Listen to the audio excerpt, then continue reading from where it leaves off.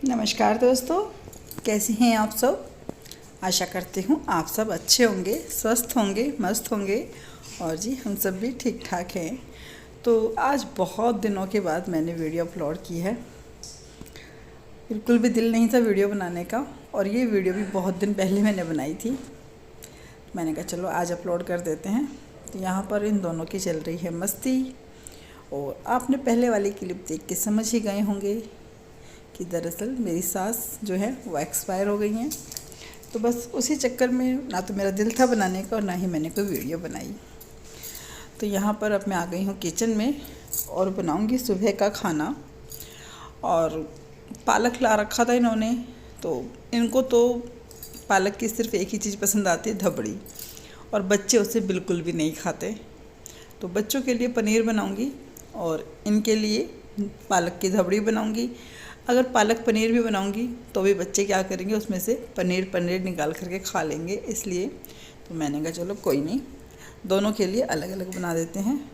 तो यहाँ मैं प्याज काट रही थी और पूकी इधर से उधर घूम रही है किचन में। उसको भूख लगी है शायद ना, इसलिए आगे पीछे डोल रही थी खाने के लिए। तो अभी उनके लिए भी जब रोटियां बनाऊंगी ना, तब उन्हें रोटी बना करके दूंगी। वैसे भी पता नहीं क्यों ये वाले कुत्ते कुछ ज़्यादा खाते नहीं हैं। मतलब हमें तो अभी तक समझ में नहीं आया कि खाते क्या हैं। कोई भी चीज़ इतने खुश होकर नहीं खाते कि हाँ भाई चलो हमने इनको वो चीज़ खाने के लिए दे दी और बड़े खुश होकर खाएंगे। नहीं, पनीर दो, पनीर भी ऐसी खाते हैं। रोटियां दो, वो भी ऐसी खाएंगे। मतलब एक बारी खा ली और बस उसके बाद छोड़ देंगे, फिर नहीं खाएंगे। चाहे पूरा दिन रखा रहे खाना, नहीं खाते। जो इनका आता है पेडिग्री, वो भी ला कर रखा है हम लोगों ने ना, लेकिन उसे भी नहीं खाते हैं अच्छे से कि चलो भी एक टाइम उसे खा लें तो पेट भर जाए। नहीं, वो रखा रहता है और ये खाते ही नहीं है। और जब हम सर्च करते हैं कि हाँ ये वाले कुत्ते क्या खाते हैं, तो तब तो उसमें आता है कि आप सब्ज़ी बॉयल करके दीजिए, दही दीजिए, चावल दीजिए। लेकिन मेरे डॉगी नहीं खाते, बिल्कुल भी नहीं खाते। और अभी भी देखो मैं वॉइस ओवर कर रही हूँ ना, तो मेरे पास ही बैठे हुए हैं दोनों के दोनों। तो यहाँ पर मैंने प्याज कट कर ली है और बस अभी प्याज टमाटर दोनों ही इकट्ठा मैं पीसती हूँ जब मैं धबड़ी बनाती हूँ। अलग अलग नहीं पीसती हूँ, तो इकट्ठा पीस करके तभी उसका छोंका लगाती हूँ। और यहाँ मैंने पालक को पहले ही बॉईल कर दिया था और उसके बाद फिर हम लोगों ने सुबह की चाय वगैरह पी। और अब होएगा खाना, बनेगा मतलब नाश्ते की तैयारी होएगी। तो अब नाश्ता बनेगा और इसी से फिर लंच भी हो जाएगा। तो एक ही सब्ज़ी से दोनों काम चल जाएंगे, सुबह का भी और दोपहर का भी, इस तरीके से। तो यहाँ मैंने इन दोनों को अच्छे से पीस लिया है और पीसने के बाद अब मैं करूँगी सब्ज़ी को छोंकने की तैयारी।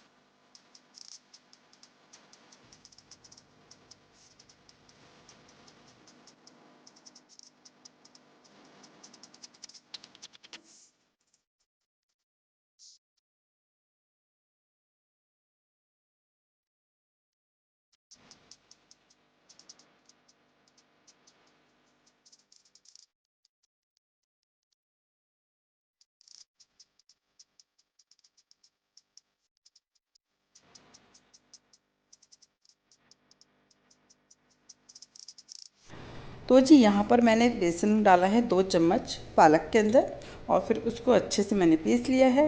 और जो छोंक तैयार किया था उसके अंदर फिर मैंने इसको डाल दिया है।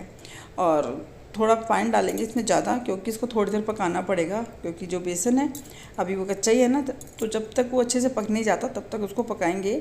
यानी कि कम से कम 15-20 मिनट तो अच्छे से इसको पकाना है, नहीं तो फिर ना बेसन का एक अजीब सा टेस्ट आता है इसलिए। और हमें तो ये वैसे चावलों के साथ ज़्यादा अच्छी लगती है खाने में। और अभी तो मैं सिर्फ रोटियां बनाऊंगी, क्योंकि नाश्ते में चावल कोई नहीं खाएगा इसलिए। तो बस एक तरफ मैंने पनीर की तैयारी भी कर दी है, और बस इसको मैं चेंज कर दूंगी दूसरी गैस पर, ये पकती रहेगी।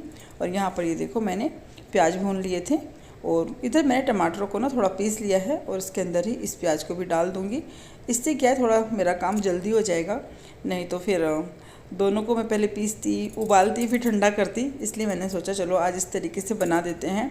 और वैसे भी बच्चों को ना इस तरीके का पनीर ही ज़्यादा अच्छा लगता है, जिसके अंदर थोड़ा वैसा होता है ना, ग्रेवी ज़्यादा होती है यानी कि। और सोना को ख़ास तौर से वो तो बोलते हैं मम्मी सूप वाला पनीर बनाओ, तो अभी वो वाला बनाती तो फिर मुझे थोड़ी और देर हो जाती। तो मैंने कहा चलो आज इस तरीके से कर देते हैं, थोड़ा पता भी चल जाएगा कि हाँ बच्चों को ये वाला टेस्ट समझ में आ रहा है, पसंद आ रहा है, नहीं आ रहा। तो लेकिन देखते हैं अभी बना करके, और फिर देखते हैं बच्चे किस हिसाब से खाते हैं, उसी हिसाब से फिर ऐसा है ना कि आगे के लिए थोड़ी मुझे सहूलियत हो जाएगी कि भाई अगर फटाफट से बनाना है तो इस तरीके से बना सकती हूँ। तो यहाँ पर मैंने ग्रेवी के अंदर डाल दिया है थोड़ा सा पनीर मसाला, थोड़ी सी हल्दी डाली है, और लाल मिर्च पाउडर डाला है, और ये धनिया पाउडर डाल दिया है। और इसको कर देंगे बस अच्छे से मिक्स। मसाले थोड़े कम ही रखती हूँ, क्योंकि बच्चों को ना ज़्यादा तीखा अच्छा नहीं लगता है खाने में, इसलिए। पूकी शांत हो जाओ। और जब इस तरीके से ग्रेवी बनाते हैं ना, तो वो क्या होता है, ज़्यादा छींटे मारती है ना, तो गैस को ना काफ़ी गंदा कर देती है। तो मैंने इसको ढक दिया है कि गैस थोड़ी कम गंदी हो। फिर भी ना गैस काफ़ी गंदी हो गई थी, और आसपास ना सारी की सारी स्लैब पर पूरे ना उसके ग्रेवी के निशान पड़ गए थे, इसलिए। और यहाँ पर मैंने थोड़ा सा डाला इसमें पनीर, क्योंकि काजू नहीं थे मेरे पास आज ना, तो मैंने इसके अंदर थोड़ा पनीर डाल दिया है, थोड़ी सी मलाई डाल दी है, और थोड़ा सा दूध डाल के मैंने इसको ना फिर अच्छे से पीस लिया। यानी कि मिक्सी को मैंने ऐसे ही चलाया रोक रोक करके ना, नहीं तो फिर वो एक मक्खन जैसा कुछ हो जाता है, इसलिए। तो यहाँ पर मैंने इसको अच्छे से पीस लिया है। और जब काजू नहीं होते तो इस तरीके से भी डाल सकते हैं, उससे भी ना टेस्ट बहुत ही अच्छा आता है। और यहाँ पर मैं जो सारा मसाला मैंने पीसा हुआ है उसको मैं इसके अंदर डाल दूँगी, और डालते ही ना एकदम से कलर भी बिल्कुल ही चेंज हो जाता है, ये देखिए इस तरीके से। तो यहाँ पर अब इसको थोड़ी देर पकाएंगे, और उसके बाद फिर मैं इसमें डाल दूँगी पनीर के पीस, जो कि मैंने पहले से कट करके रखे हुए हैं। और आप लोग जानना चाह रहे होंगे कि मेरी सास को हुआ क्या था। अभी तक तो वो मेरे ही पास रह रही थी, लेकिन मार्च के महीने में वो चली गई थी मेरे देवर के पास। तो उनको थोड़े से लूज मोशन लगे हुए थे, और उल्टी की शिकायत हो रही थी उनको ना। लेकिन फिर पता नहीं क्या हुआ कि उनकी उल्टी और दस्त ना एक तरीके से बंद ही नहीं हुए, मतलब बीच में रुक जाते थे, फिर से उनके चालू हो जाते थे, इस तरीके से उनको हो रहा था। और डॉक्टर को भी दिखाया, वैद्य को भी दिखाया, सभी को दिखाया, और बाद में पता चला कि उनका जो लीवर था वो बिल्कुल ही ना सिकुड़ गया था। तो इस चक्कर में ना तो उन्हें खाना डाइजेस्ट हो रहा था अच्छे से, और रोटियां तो वो खा ही नहीं रही थी। रोटियां तो वो जो मेरे पास थी ना तब से नहीं खा रही थी, क्योंकि ऐसे होता है जब भी दस्त होते हैं, उल्टी होती है, इंसान का दिल करता है कि वो कुछ हल्का खाए, यानी कि खिचड़ी खाए, दलिया खाए, इस तरीके से। तो मैं भी फिर वही बना करके दे रही थी। फिर वो देवर के यहाँ चली गई, तो वो भी वही बना करके दे रहे थे। फिर डॉक्टर को दिखाया, अल्ट्रासाउंड कराया उनका, तब पता चला कि उनके लीवर में दिक्कत हो रखी है। वैसे तो हमने भी यहाँ पर जब दिखाया था तो डॉक्टर ने यही बोला था कि इनको ना लीवर में दिक्कत हो रही है, और उन्होंने फिर लीवर की दवाई भी दी थी। लेकिन पता नहीं क्यों उन्होंने इस बार दवाइयाँ बिल्कुल भी नहीं खाई, उनको मतलब दिल ही नहीं कर रहा था दवाइयाँ खाने का ना। और आप समझ सकते हैं किसी मतलब बुजुर्ग के साथ ना आप ज़बरदस्ती तो कर नहीं सकते कि तुम्हें खानी है। और बस उनको ना सिर्फ गोलियां खानी अच्छी लगती थी। मतलब आप उन्हें दर्द की, जैसे कि उनके ना हिप में थोड़ा दर्द रहता था ना, गिर गई थी तो उनका कूल्हा टूट गया था, तो उस वजह से उनकी टांग दर्द करती थी, तो बस दर्द की दवाई तो वो खा लेती थी। बाकी उन्होंने ये वाली कोई भी दवाई ना ज़्यादा नहीं खाई। बस जैसे उनको लगा कि हाँ मुझे उल्टी नहीं हो रही है, मुझे दस्त नहीं हो रहे हैं, तो उन्होंने फिर वापस कर दी, कह रही मुझे नहीं खानी, मैं नहीं खाऊंगी, इस तरीके से। फिर मेरे देवर ने भी उनको दिखाया, लेकिन वही है कि जो होना होता है उसे कोई नहीं रोक सकता। तो जिस वैद्य के पास वो लेकर के गया तो उसने भी यही बोला था कि देखो अगर ये मेरी दवाई खा करके ना 15 दिन के आसपास खींच गई, यानी कि इनको थोड़ा सा भी आराम लगने लगा, फिर तो ये समझिए कि बिल्कुल ठीक हो जाएंगी। लेकिन अगर ये नहीं कर पाई इतना, मतलब इनको मेरी दवाई नहीं लगी, तो फिर बड़ा ही मुश्किल है कहना, क्योंकि लीवर ना बहुत ही ज़्यादा डैमेज हो रखा है। इसलिए शायद थोड़ा पहले चले जाते वैद्य के पास तो शायद ऐसा ना होता। लेकिन वही है, मैं वही कहूँगी कि भाई देखो, जो होना होता है उसे कोई नहीं रोक सकता। और वैसे भी भगवान ना ऐसे तो किसी को बुलाता नहीं है, कोई ना कोई बहाना ही लगाता है बुलाने का। नहीं तो आप यकीन नहीं करेंगे, उन्हें कभी कोई ऐसी बीमारी रही नहीं इतनी, जैसे वो बुजुर्ग थी कि भाई उन्हें कभी कोई दिक्कत रही हो, नहीं। बस एक उनको सर्वाइकल ज़रूर था कि हाँ भाई, वो जैसे तकिया लगाकर सोने की उनकी आदत थी ना, तो उससे क्या है कि उनको सर्वाइकल की तो प्रॉब्लम थी, लेकिन वही है कि वो बिना तकिए के सो भी नहीं पाती थी। तब उनको चक्कर वगैरह आ जाते थे और तब उनको वोमिट हो जाती थी बीच बीच में ना। लेकिन इस बार तो पता नहीं बस क्या हुआ, भगवान ने क्या सोच रखा था और बस ऐसा हो गया। मतलब हमें बिल्कुल भी यकीन नहीं हो रहा था कि ऐसा हो गया है या ऐसा कुछ हो जाएगा, बिल्कुल भी ख्याल नहीं आ रहा था जब तक वो अस्पताल में भी एडमिट थी। कभी कभी तो मतलब ऐसा लगता था कि पता नहीं ठीक होएंगी या नहीं होएंगी, क्योंकि थोड़ी बातें ऐसी करती थी कभी कभी, इसलिए। तो चलिए भगवान उनकी आत्मा को शांति दे। और बस यहाँ पर मेरा खाना भी बन चुका है। तो यहाँ पर हम लोगों ने लगा दी थी थाली, तो मैंने पनीर रखा था और धबड़ी रखी थी और ये था घी का रायता भी। तो यहाँ पर मैं इनके लिए थाली लगा रही थी। तो ये तो बिल्कुल भी पनीर नहीं खाते हैं, हम लोगों ने खाया था पनीर। और यहाँ पर मैंने इनकी रोटियाँ रखी और बस अब मैं इनको दे करके आऊँगी खाना, और बस ये फिर जाएंगे ऑफिस। और बस इसके बाद मैं करूँगी अपने घर के बाकी काम। तो यहाँ पर ये ऑफिस जाने के लिए तैयार हो गए हैं। तो चलिए दोस्तों, फिर मिलते हैं आपसे किसी और वीडियो में किसी नए दिन के साथ। तब तक के लिए आप सबको मेरी राम राम। अपना ध्यान रखिएगा।